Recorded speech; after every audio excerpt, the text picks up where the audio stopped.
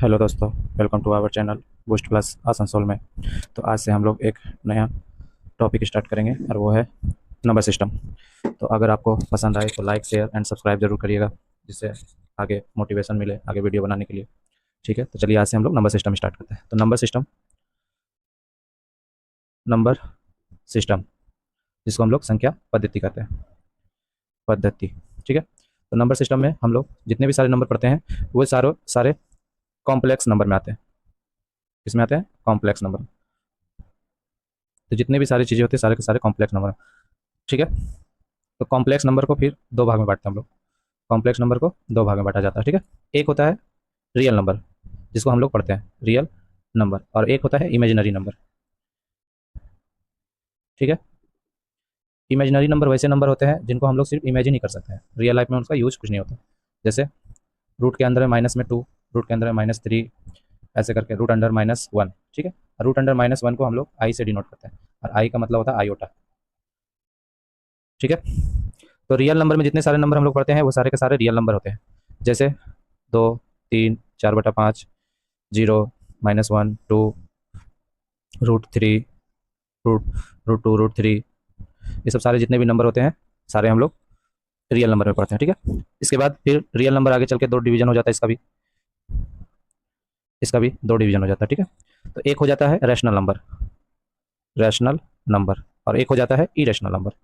Irrational number Hindi में, अच्छा, इसको रियल नंबर को हम लोग वास्तविक संख्या कहते हैं, वास्तविक संख्या। ठीक है, और इमेजिनरी को हम लोग कहते हैं काल्पनिक संख्या, काल्पनिक संख्या। ठीक है, और रेशनल नंबर को हम लोग बोलते हैं परिमेय संख्या, परिमेय संख्या। ठीक है, और इरेशनल को अपरिमेय संख्या।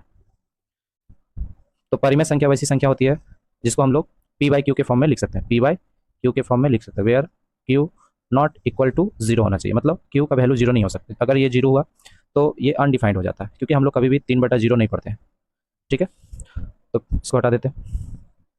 और अपरिमेय वैसी संख्याएं हैं जिसको हम लोग पी बाई क्यू का फॉर्म में नहीं लिखा जा सकता है। ठीक है, जैसे कि रूट वाला, √5, √2, √3, √5, ये सब। पाई, अगर पाई लिखा हुआ है तो उसको हम लोग अपरिमेय में करते हैं, लेकिन अगर इसी पाई का वैल्यू अगर कहीं पर 22/7 लिखा हुआ है तो ये हम लोग पी बाई क्यू का फॉर्म में लिखा हुआ है, इसका मतलब हम लोग इसको परिमेय संख्या में पढ़ेंगे। ठीक है, और परिमेय संख्या में जीरो हो जाएगा, -1, -3, 4/5, ये सब सारी संख्याएं परिमेय संख्या होती है। ठीक है, फिर आगे चल के परिमेय संख्या को हम लोग दो भाग में बांट देते हैं, परिमेय संख्या को हम लोग दो भाग में बांट देते हैं। ठीक है, जिसको बोलते हैं, पहला को बोलते हैं हम लोग इंटीजर्स, इंटीजर्स, और इसको बोलते हैं हम लोग फ्रैक्शन। ठीक है, तो इंटीजर्स, फ्रैक्शन को अगर साइड कर देंगे, मतलब बटा वाला को अगर हम लोग साइड साइड कर देंगे, 3/2/5, तो जितनी भी सारी संख्या बचेगा वो इंटीजर्स में। जैसे 0 हो गया, 1 हो गया, 2 हो गया, -3 हो गया, -4 हो गया, ये सब सारी संख्या हम लोग इंटीजर्स में पढ़ते हैं। ठीक है, फिर इंटीजर्स आगे चल के दो डिवीजन में बढ़ जाता है इंटीजर्स को। अब इसमें हम लोग देखिए पॉजिटिव भी है, नेगेटिव भी है, और जीरो भी है। ठीक है, तो पहले हम लोग नेगेटिव को अलग कर लेंगे, तो इसको नेगेटिव एक एक को रखेंगे हम लोग नेगेटिव में। ठीक है, और एक को जो पॉजिटिव और प्लस होल नंबर, उसको बोलेंगे होल नंबर, जिसमें हम लोगों का पॉजिटिव भी आ जाएगा और न्यूट्रल भी आ जाएगा।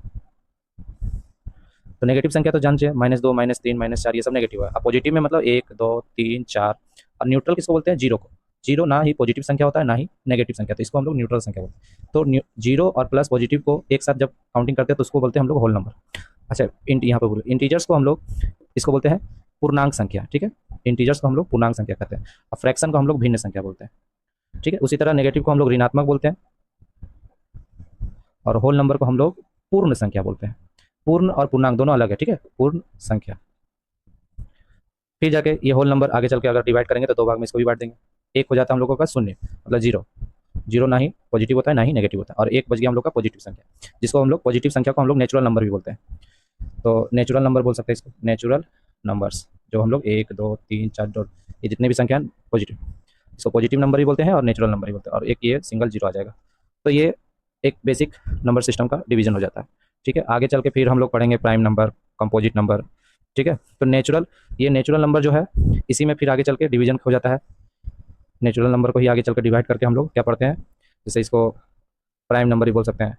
ठीक है, तो पहले वन को ना ही, ये वन हो गया। ठीक है, ये वन को ना ही प्राइम नंबर बोलते हैं ना ही कंपोजिट नंबर बोलते हैं। तो प्राइम नंबर और कंपोजिट नंबर, एक हो गया प्राइम नंबर, प्राइम नंबर, एक हो गया कंपोजिट नंबर। ठीक है, कंपोजिट नंबर। प्राइम नंबर को हम लोग बोलते हैं अभाज्य संख्या, अभाज्य संख्या, और कंपोजिट नंबर को बोला जाता है मिश्र संयुक्त संख्या या फिर मिश्र संख्या, संयुक्त संख्या ही बोलते हैं, संयुक्त संख्या। ठीक है, तो अभाज्य संख्या कैसी संख्या, वैसी संख्याएं जो केवल एक और खुद का पहाड़ा से कटे या टेबल में डिवीजन हो, जैसे 2 हो गया, 3 हो गया, 5 हो गया, 7 हो गया, ऐसे करके। ठीक है, और कंपोजिट नंबर वैसी संख्याएं जो एक और खुद का और इन दोनों के अलावा किसी और पहाड़ा से भी कटता हो, ऐसी संख्या। जैसे 4, 4 देखिए सबसे पहला कंपोजिट नंबर होता है, क्योंकि ये एक से और 4 से तो कटेगा, उसके साथ साथ 2 से भी कटेगा, तो इसका मतलब ये कंपोजिट नंबर हो गया। 4 हो गया, 6 हो गया हम लोगों का, फिर जाके 8 हो गया, 9 हो गया। ठीक है, तो ये सब संख्या होगी। ठीक है, तो एक ये डिवीजन हो जाता है, नेचुरल नंबर का डिवीजन ये हो जाता है। एक नेचुरल नंबर का फिर से अलग से अगर डिवीजन करेंगे तो सम संख्या और विषम संख्या में हो जाता है, सम संख्या और विषम संख्या। ठीक है, सम संख्या वैसी संख्या है जिनके इकाई का अंक 0, 2, 4, 6, 8, उसे सम संख्या बोलते हैं। ठीक है, और विषम संख्या वैसी संख्या है जिनके इकाई का अंक 1, 3, 5, 7 और 9 होता है। तो इस तरह से नेचुरल नंबर को हम लोग एक डिवीजन ये करते हैं और एक डिवीजन ये भी करते हैं। ठीक है, तो ये एक बेसिक है नंबर सिस्टम के बारे में। अगर आपको ये पता है तो आगे की सारी मैथें बनेगी आपसे, और इससे रिलेटेड क्वेश्चन भी पूछा जाता है। ठीक है, तो आप लोग इसको अच्छा से देखिएगा और बताइएगा कि कैसा लगा ये डिस्क्रिप्शन। हमको कमेंट में ज़रूर बताइएगा, अपना रिव्यू दीजिएगा ताकि हम आगे कुछ इम्प्रूव कर सकें। ठीक है, थैंक यू।